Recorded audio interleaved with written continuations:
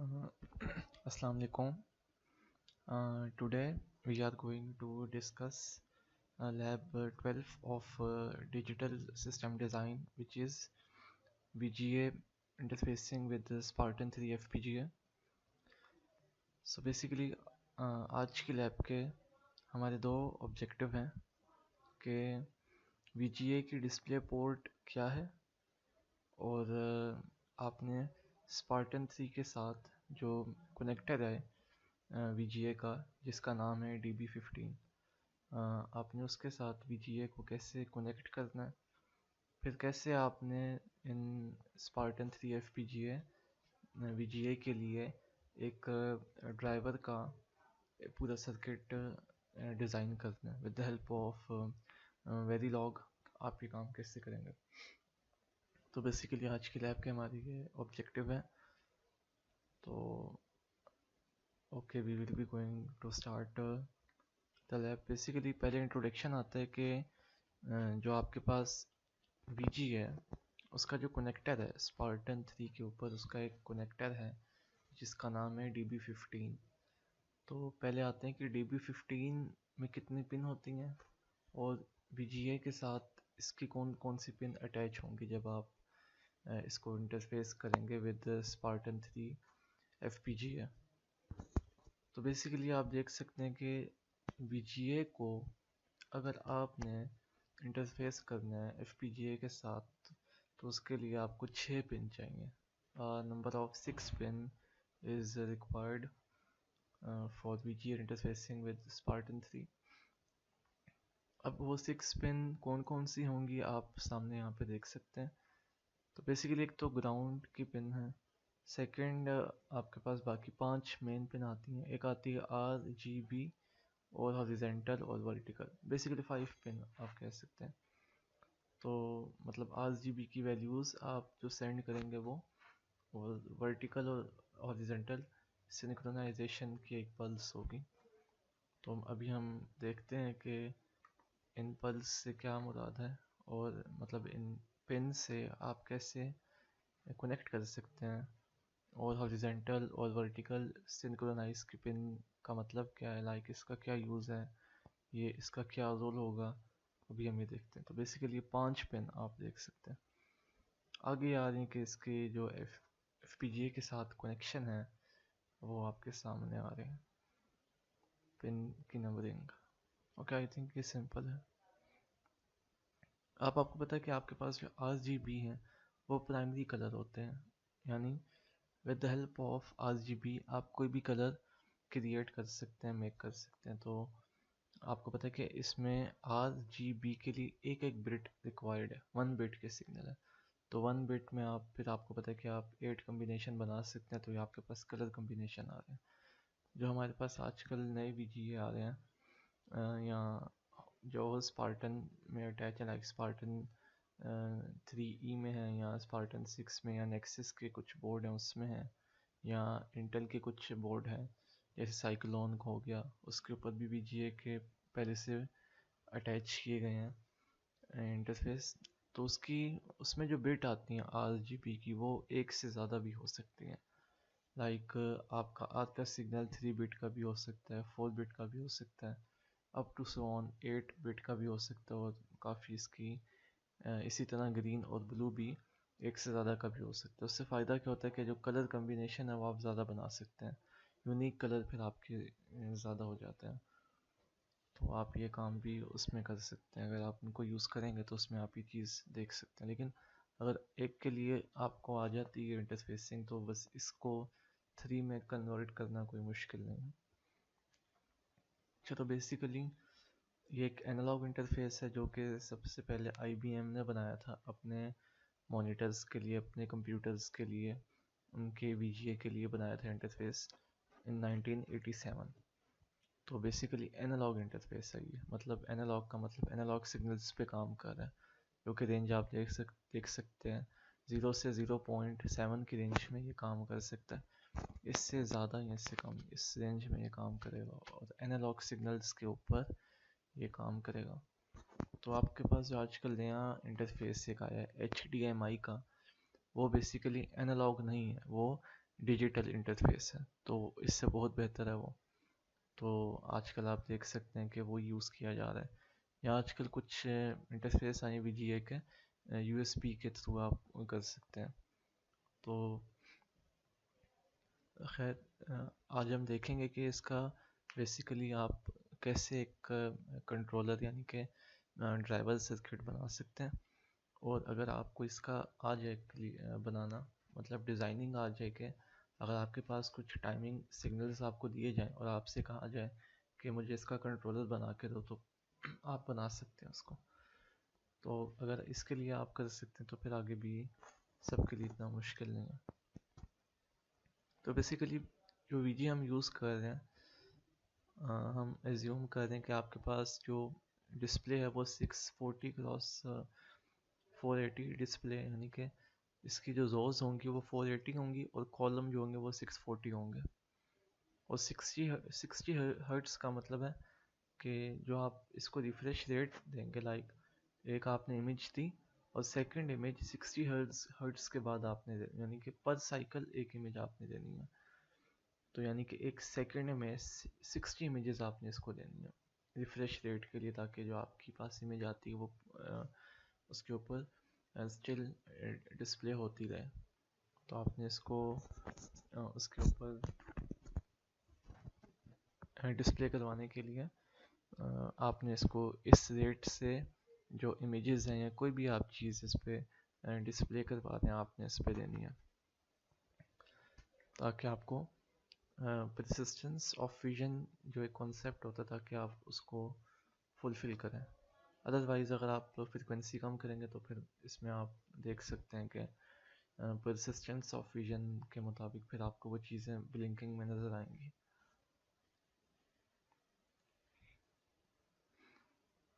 Okay then ये अच्छा, basically इसका जो इंटरफेस है हम उस पर डिस्कस करते हैं, फिर इसी इंटरफेस की हम कोडिंग करेंगे इन वेरीलॉग।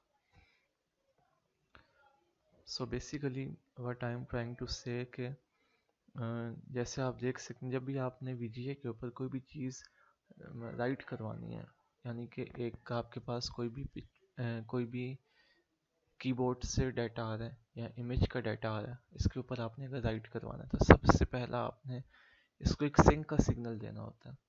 सिंक का मतलब ये होता है कि आपने VGA को बताना है कि अब मैंने आपके डिस्प्ले के ऊपर कुछ डाटा, कुछ भी चीज़ सेंड करनी है तो उसको डिस्प्ले करवाना है। तो उसके लिए आपको चाहिए एक सिंक का सिग्नल। जब आप ये सिंक का सिग्नल देंगे और उसके बाद फिर कुछ टाइम आपने वेट करना है, फिर आपने जो अपना डाटा है वो इसके ऊपर राइट करवाना है। तो ये बेसिकली इसका मैकेनिज़्म है कि कुछ आपने इसको टाइम देना है कि ये पहले सिंक हो जाए, ये इसको पता लग जाए कि मेरे पास अभी कुछ data from the external world अभी आ रहा है, तो I have to wait for it. तो आपके पास इसमें टाइम देख सकते हैं। टाइमिंग सिग्नल में बेसिकली अगर मैं इसको सम अप करूं तो एक सिंक का टाइम कुछ होगा यहाँ पे, इसका 0 से 0 पे जाएगा, फिर ये ऑन होगा, फिर ऑफ होगा, तो इसका कुछ यहाँ पे टाइम होगा। तो आपने ये टाइम कैलकुलेट करना है, बैक पोर्च का टाइम कैलकुलेट करना है, फिर वीडियो जो भी आपका डाटा होगा वो इसके ऊपर जब राइट होगा तो उसका टाइम आपने कैलकुलेट करना है, फिर फ्रंट पोर्च का टाइम कैलकुलेट करना है, सो दैट कि वो अगली रो में चला जाए। रो बाय रो ये डाटा VGA के ऊपर राइट अप करेगा। तो यहाँ पे फिर आप इसको देख सकते हैं। तो ये टोटल इसका टाइम है। तो इसमें आप देख सकते हैं जो VGA का टाइम है वो यहाँ से लेके लाइक इस पॉइंट से लेके इस पॉइंट तक है जो डाटा का टाइम होगा। बाकी सारे सिग्नल इसके सिंक्रोनाइजेशन के सिग्नल्स हैं कि डाटा को आपने सिंक करने के लिए जो आपने टाइम देना है वो ये टाइम है।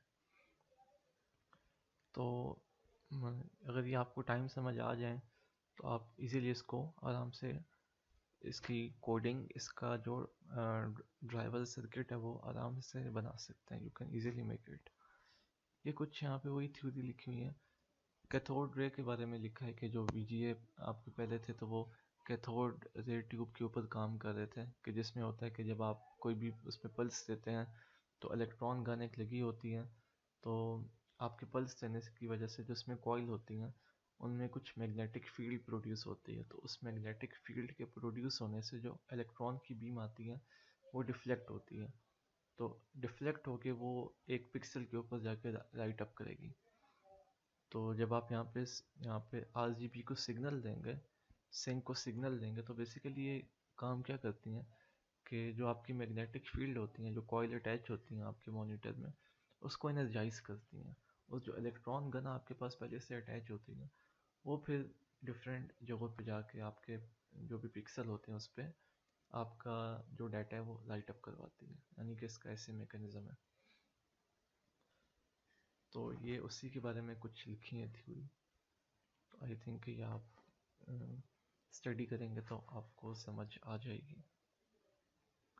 अच्छा, ये इम्पोर्टेंट है चीज़ जो कि हम कोडिंग में बहुत यूज़ करेंगे, जिसमें सब टाइमिंग गिवन है कि मतलब कि हॉरिजेंटल का, वर्टिकल का कितनी लाइन है, सबके टाइम यहाँ पे मेंशन है। तो ये बहुत इंपॉर्टेंट चीज़ है। इसको अगर ये आपको क्लियर हो जाती है वीजीए की टाइमिंग, तो फिर इसी को हम बेसिकली इसी टेबल को हम वेरिलॉग में कोड करेंगे जाके।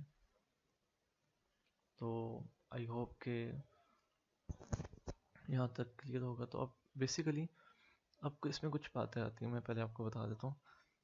इसमें बेसिकली जो वीजीए हमारा काम कर रहा है, तो ये बेसिकली किसी क्लॉक के ऊपर काम कर रहा होगा।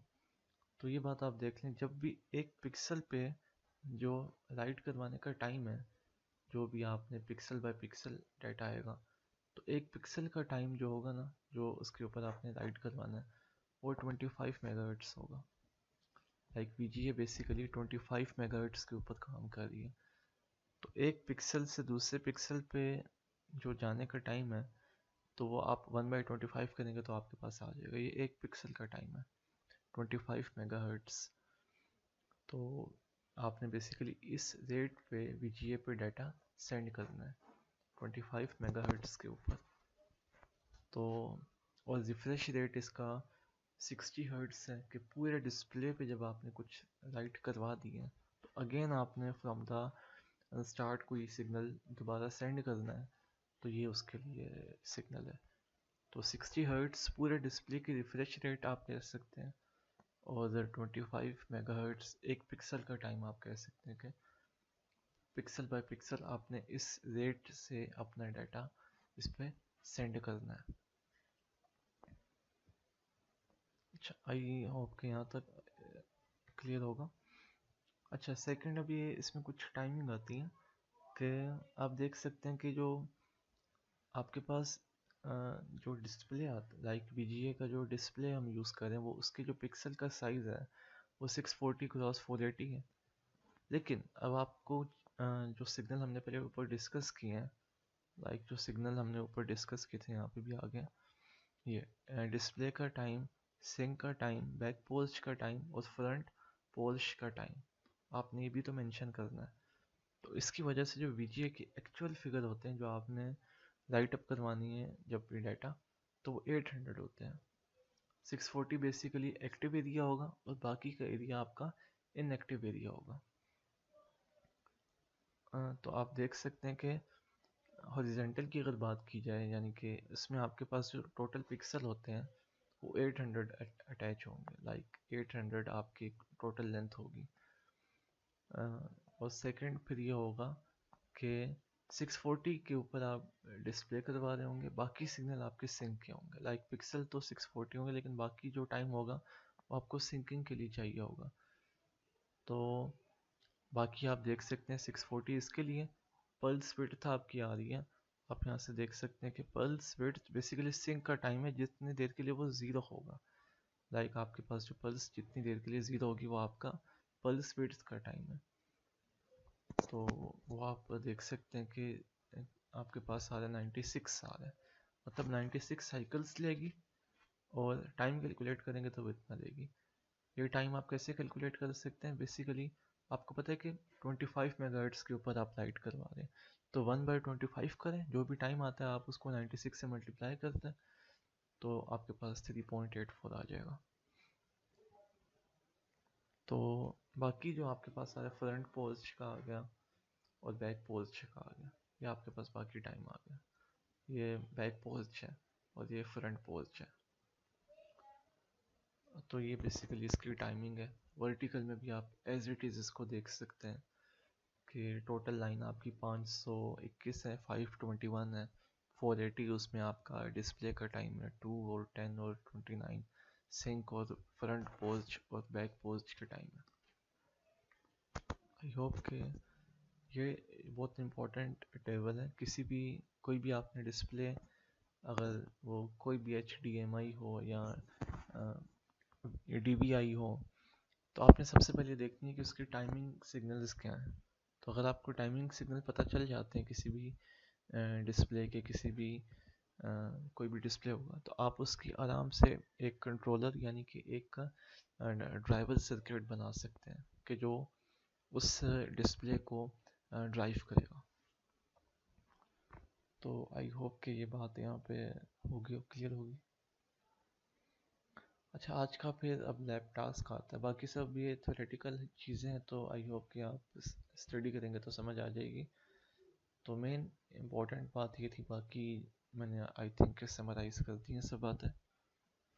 तो कोई इश्यू हो तो आप मुझे बता दीजिएगा।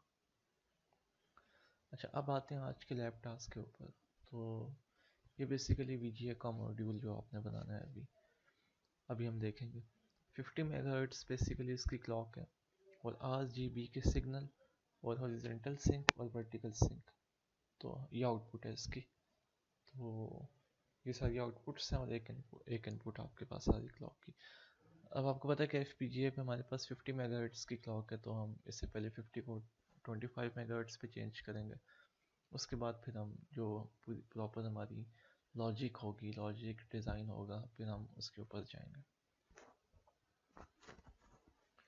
अच्छा, बेसिकली अब मैं इसके बाद कोडिंग पे आ जाता हूँ कि how can you code the driver circuit in Verilog. मैं उसे ओपन कर लेता हूँ। ये बेसिकली आपका टॉप मॉड्यूल आता है। अच्छा, एक और बात मैं इसमें नहीं बताई मैंने, कि आपने बेसिकली भी करना है कि VGA के ऊपर आपने सबसे पहले एक बॉल बनानी है। बॉल बना के उसको VGA के ऊपर राइट करना है, लाइक बाउंसिंग बॉल। एक बॉल होगी जो कि अप एंड डाउन मूव कर रही होगी, पहले ऊपर जाएगी फिर नीचे आएगी, अप एंड डाउन उसकी मूवमेंट होगी। तो पहले बॉल क्रिएट करनी है आपने, उसके बाद उसको VGA के ऊपर राइट करवा देना है। तो अब आते हैं कि बॉल की भी लॉजिक देखते हैं और फिर उसके बाद VGA की भी लॉजिक देखते हैं। तो सबसे पहले मैं आपको बता दूं कि VGA का जो ड्राइवर का सर्किट है वो कैसे लिखते हैं, फिर बॉल पे आते हैं। तो आप देख सकते हैं कि ये इनपुट्स की भी आपको समझ आ जाएगी जब आप इसको लॉजिक में देखेंगे। मैं लॉजिक आपको बताता हूँ। सबसे पहले क्या काम करना है कि आपने क्लॉक जनरेट करनी है 25 मेगाहर्ट्ज़ की। अब ये कहाँ से आएगी, मैंने इसकी लॉजिक यहाँ पे लिखी है मेन टॉप मॉड्यूल में। 3 मॉड्यूल है इसमें, एक टॉप है, फिर बॉल का VGA का, और फिर UCF फाइल है।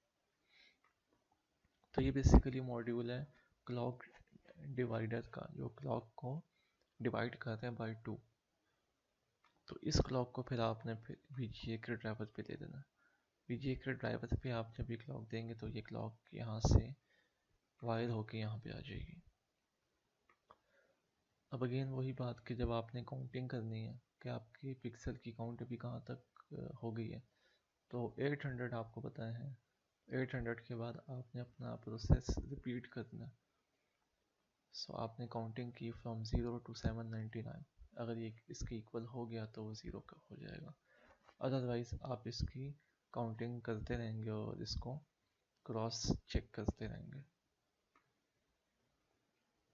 सेकंड, सिंक के सिग्नल आते हैं कि सिंक आपको पता है कि जो सिंक होगा, मैं अगर इसमें आपको टेबल से बताऊं,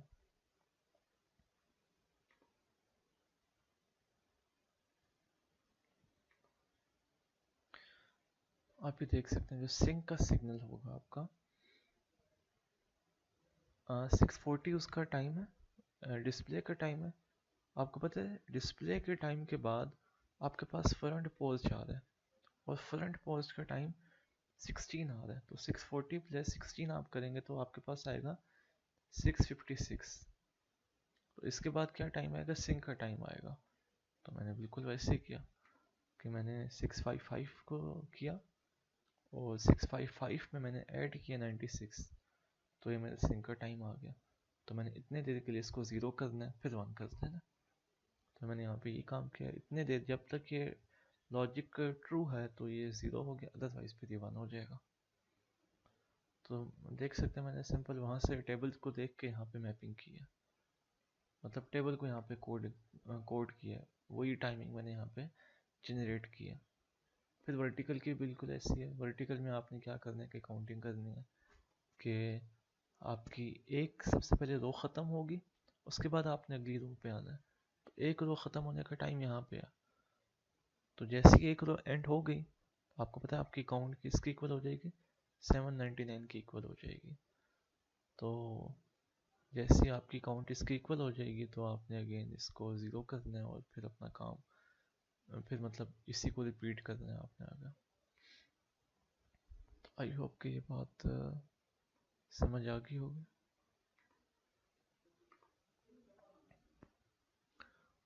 ओके, अब तो मैंने सिंपल यहाँ पे लॉजिक लिखी है।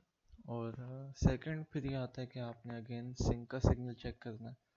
तो जब आपने इस पर राइट करवा दिया, तो राइट करवाने के बाद अगेन आपने टेबल पे जाके टाइम देखा, तो 480 के बाद 10 आता है, तो आपने 489 से शुरू किया, क्योंकि वो 0 से स्टार्ट होता है, तो इस वजह से हम एक इसमें कम कर देते हैं। तो एक 2 साइकिल्स के लिए आपने यहाँ पे देखा कि आपको 2 साइकिल्स चाहिए सिंक के लिए, तो आपने सिंपल इसमें 2 साइकिल्स के लिए इसको पहले 0 किया फिर 1 किया। सेकंड फिर आता है कि अब देखें वीडियो ऑन कब होगी। लाइक आपने एक सिग्नल जनरेट करना है वीडियो ऑन का, कि जब तक आपने एक्टिविटी के ऊपर वीजीए के ऊपर कुछ डाटा राइट अप करवाना है। तो मैंने सिंपल यहाँ पे लॉजिक लिखी है कि जब मेरे पास हॉरिजॉन्टल काउंट इससे लेस और इससे वर्टिकल काउंट इससे लेस होगा तो वीडियो ऑन होनी चाहिए, अदरवाइज वीडियो ऑफ हो। और मैंने फिर इसी को RGB मतलब इसके साथ कंपेयर एंड किया, एंड करने के बाद रेड आउट पे दे दिया, तो ये बेसिकली सिग्नल VGA के पास चला जाएगा।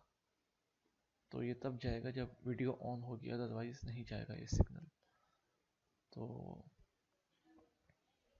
और बाकी ये बेसिकली काउंटिंग है, मतलब जो मैं काउंटिंग कर रहा हूँ पिक्सल्स की, वो मैंने आउटपुट पे यहाँ पे डिक्लेयर करवाई है। अब इसको मैं इस्तेमाल करूँगा ऐड बॉल की लॉजिक में, इस पिक्सल कॉलम को और पिक्सल रो को, उससे मैं यहाँ इसके थ्रू एक बॉल क्रिएट करूँगा अभी इन 2 सिग्नल के थ्रू। अब आते हैं ऐड बॉल की लॉजिक पे। ऐड बॉल की लॉजिक पे मैंने सिंपल क्या किया कि with help of equation of circle, आपने पहले FSC में स्टडी की होगी। ये बेसिकली आपकी एक सर्कल की इक्वेशन है। इसका मतलब है कि H और K का मतलब है कि ये आपका मिडिल पॉइंट है, यानी एक सर्कल का कोई भी मिडिल पॉइंट होता है तो उसको आप H और K से रिप्रेजेंट करेंगे। R का मतलब है कि इसका रेडियस है ये, और उसके मुताबिक ये सर्कल आपका बन जाता है। तो ये बेसिकली इसकी इक्वेशन एक्स वाई का मतलब कि ये एक्स है और ये वाई है, मतलब एक कोऑर्डिनेट के ऊपर आपके ये पॉइंट कहाँ पे लाई कर रहा है। तो ये बेसिकली हमारी इक्वेशन है मैथमेटिकल। हमने इसी को वेरिलॉग में कोडिंग की। कोडिंग करने के बाद अब देख सकते हैं आप कि हम इसको कैसे इस्तेमाल करेंगे। अच्छा, यहाँ पे आप देख सकते हैं कि इसकी एक पोजीशन है एक्स वाई की, ये मैंने सेट की है खुद से कि मिडल पे कहीं पे ये बॉल आपकी लाई कर रही है। लाइक वाई में 200 पिक्सल और एक्स में 320 पिक्सल्स पे आपकी ये बॉल होगी, उधर जाके ये बॉल बनेगी और उधर ये मिडिल पॉइंट हो जाएगा। तो उसके बाद ये बेसिकली मिडिल पॉइंट है एक्स वाई। जब मैं एक्स वाई यहाँ पे लिख रहा हूँ ना, इसका मतलब है कि ये यहाँ पे एच और के है, तो ये मिडिल पॉइंट है कि आपने बॉल कहाँ पे बनानी है। तो मैंने खुद से पिक किया कि यहाँ पे बना देता हूँ। 30 आपका रेडियस है, 30 रेडियस आ गया आपका। अब सेकंड नंबर पे ये आता है कि आपने इस इक्वेशन को इम्प्लीमेंट करना है। मैंने इस इक्वेशन को यहाँ पे इम्प्लीमेंट किया, जो इक्वेशन मैंने यहाँ पे आपको पहले शो की है, मैंने इस इक्वेशन को एज इट इज़ यहाँ पे लिखा। ये आगे एच और ये के आगे आ गया, स्क्वायर के लिए मल्टीप्लाई किया दोनों को। तो मैंने सिंपल ये किया कि अगर मेरे पास ये चीज़ लेस है तो मैंने इसको 1 किया। 1 का मतलब है कि ये चीज़ अगर अगर इससे भी एक्स, आपको पता है कि जो आपका पिक्सल रो है और पिक्सल कॉलम है ये इंक्रीमेंट हो रहा है बैक एंड पे, क्योंकि मैंने इसको यहाँ से सेंड किया था।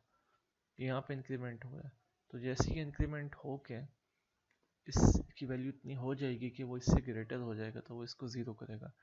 इसको जब वो ज़ीरो करेगा तो मैंने इसको नॉट ऑफ कर दिया।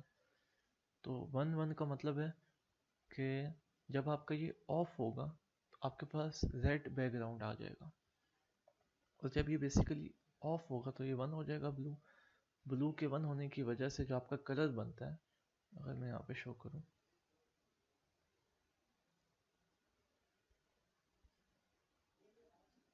मेजेंटा कलर बन जाएगा ब्लू को बंद करने की वजह से। तो आप देख सकते हैं कि रेड बैकग्राउंड, उसके ऊपर मेजेंटा कलर की कुछ एक सर्कल बन जाएगा आपका। तो इसकी वजह से बेसिकली आपकी एक बॉल बनेगी वीजीए के ऊपर।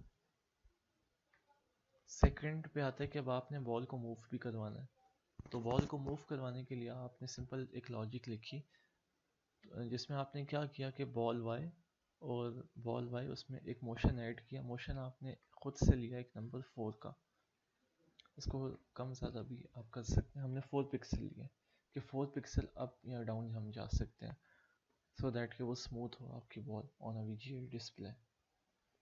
तो हमने सिंपल यहाँ पे क्या किया कि इसको हमने पहले मूव करवाया अप। अब इस पे जब इंक्रीमेंट कर रहे हैं तो एक टाइम मतलब इंक्रीमेंट होके ऐसा आएगा कि आपकी जो बॉल है इसका साइज़ है ये 480 से ज़्यादा हो जाएगा। तो जैसे ये 480 से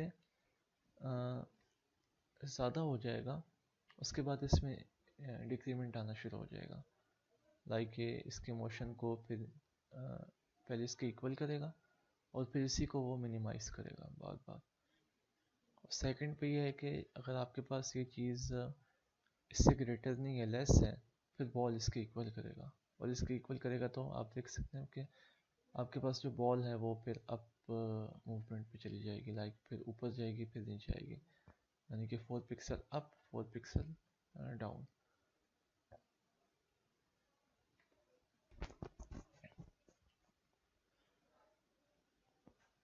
आई होप कि ये लॉजिक आपको समझ आ गई होगी। सेकंड इसकी UCF फाइल आ रही है। UCF फाइल जो नंबरिंग हमारे टेबल में मेंशन थी, जो इसकी FPGA की पिन थी, हमने उसी के साथ इसको एसोसिएट किया, लिंक किया और यहाँ पर अटैच किया। तो अब आपने इसका टेस्ट बेंच बनाना है, टेस्ट बेंच बना के चेक करना है। लॉजिक आई होप कि आपको समझ आ गई होगी। सेकंड ये है कि ये लैब जो है अगर आप प्रैक्टिकल परफॉर्म करते तो बहुत बेहतर होता, क्योंकि सब चीज़ें आपके सामने हो जाती प्रैक्टिकल होना मॉनिटर। लेकिन प्रैक्टिकल तो हम इसको अभी नहीं कर सके, तो हम इसी के ऊपर इसका जो प्रॉपर एक ड्राइवर का सर्किट है वो हमने प्रॉपर इसको चेक किया, और ये टेस्टेड सर्किट है, लाइक आप इसको चेक कर सकते हैं ये इम्प्लीमेंटेड है। और लेकिन आई होप कि जब यूनिवर्सिटी ओपन हो जाएगी तो उसके बाद हम इसको कुछ करेंगे कि कुछ बीजीए की लैब को आप एक बार प्रैक्टिकल एग्जीक्यूट करके चेक करें तो वो और अच्छा हो जाएगा। क्योंकि प्योरली ये जो लैब है, मतलब बीजीए प्योरली बेस करता है प्रैक्टिकल के ऊपर, तो ये हम इसमें उसको देख सकते हैं। बाकी लॉजिक आई होप के सिंपल है, आपको समझ आ गई होगी। बस ये है कि पहले इसकी जो टाइमिंग है आप उसको समझ लें। कोई भी आप कंट्रोलर हो, लाइक एक तो अभी तो VGA की पोर्ट आपने की है, अगर आपसे अब कहा जाए कि HDMI भी करनी है तो सिंपल एक मैकेनिज़्म क्या है कि आप उसकी डेटा शीट देखें। डेटा शीट देख के आप देखें कि इसमें टाइमिंग सिग्नल कैसे जनरेट करने हैं, और क्या टाइम क्लॉक कितनी है, और कैसे इसका मैकेनिज़्म है। उसके बाद आप सिंपल हैं, जैसे हमने इसको कोड किया है VGA को वेरिलॉग में अभी आपके सामने, आप बस यहाँ पे टाइमिंग सिग्नल को चेंज करें, वर्टिकल और हॉरिजॉन्टल टाइमिंग सिग्नल को आप चेंज करें, और इन सिग्नल को चेंज करने के बाद जो भी आपका रिक्वायर्ड काम है आप आराम से इसको परफॉर्म कर सकते हैं। तो आई होप कि यू गॉट द पॉइंट, और ओके, थैंक यू।